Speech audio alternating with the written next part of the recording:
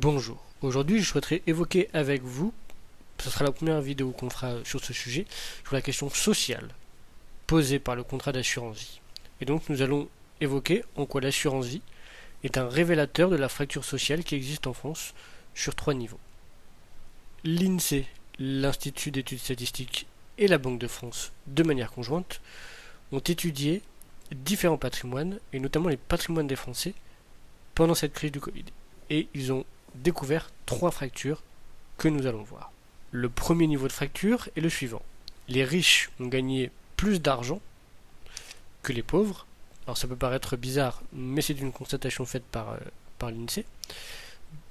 En fait, pour 2 raisons. C'est que la première, c'est que les riches ont vu soit leur niveau de revenu stagner, alors qu'ils avaient beaucoup moins de frais, par exemple des frais de costume, des frais de déplacement, et parfois en fait leur placement financier a pu augmenter. Donc pour toutes ces raisons, les riches ont vu leur revenu augmenter, tandis que les pauvres ont vu leur revenu baisser. Qu'ont fait les riches avec cette épargne possible en plus? Eh bien, ils ont épargné.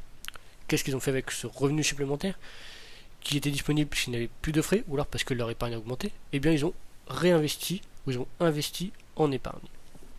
Donc les riches, augmentation de l'épargne, les pauvres, diminution de l'épargne. La deuxième fracture qui est mise en avance par l'INSEE et la Banque de France dans leur étude, c'est une fracture en fonction des âges.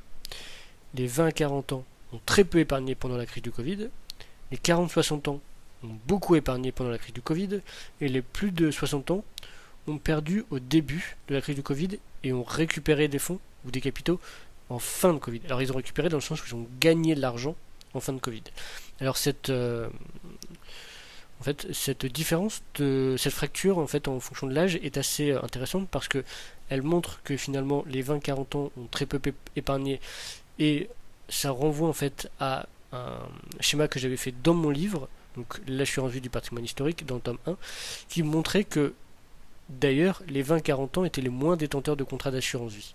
Donc finalement, ce que j'avais vu dans mon livre se confirme avec la crise du Covid, c'est-à-dire que d'une part, ils sont moins détenteurs de contrats d'assurance vie, mais en plus, ils peuvent moins épargner sur leur contrat d'assurance vie.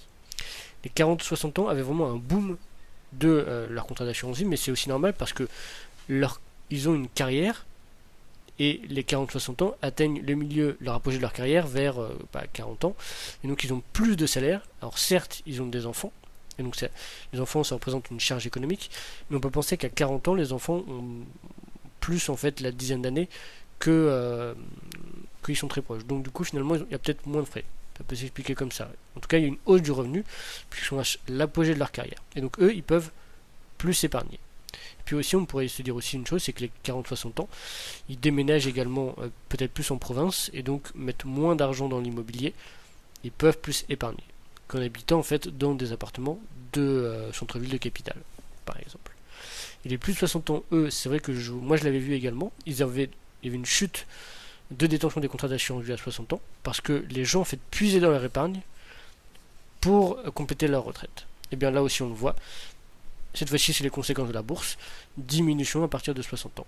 Mais après ils regagnent, tout simplement parce qu'il y a eu des mesures de prise par le gouvernement.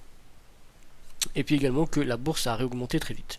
On ne pensait pas que la bourse réaugmenterait très vite, on se posait des questions, on avait regardé la crise de 2008, et là, poum, ça a remonté plus vite qu'en 2008.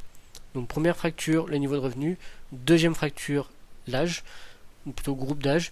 Troisième fracture, assez classique pour les questions sociales, la CSP, c'est-à-dire la catégorie socio-professionnelle. En gros, si vous êtes cadre, ouvrier, etc.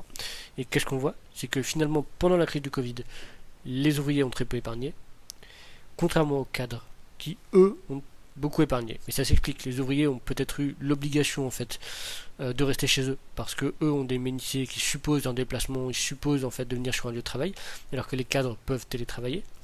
On peut également se dire que les ouvriers ils ont des dépenses contraintes que les cadres n'ont pas. Alors certes, les cadres ont l'électricité, etc., mais finalement, ils n'ont plus les charges de costume, de restauration, etc. En fait, l'enquête montre également que il y a un troisième groupe d'individus qui apparaît, on verra un quatrième également tout à l'heure, mais à côté des cadres et des ouvriers, il y a les artisans. Et eux, ils ont été extrêmement pénalisés par la crise du Covid, ils ont eu beaucoup de mal en fait à s'en redresser, et ça peut s'expliquer parce que eux, en fait, leur activité a totalement été arrêtée. Le la quatrième et dernière catégorie qui est montrée de CSP dans cette étude de la Banque de France et de l'INSEE, ce sont les fonctionnaires. Eux, les fonctionnaires sont présentés comme les grands gagnants de cette crise pandémique. Pourquoi? Parce que eux, en fait, n'ont pas perdu de salaire. Et donc, par contre, eux, ils ont été en télétravail tout de suite, totalement. Et dans le même temps, ce qui est intéressant, c'est qu'ils ont eu leurs frais qui ont diminué. Donc, ce sont les grands gagnants, tout simplement.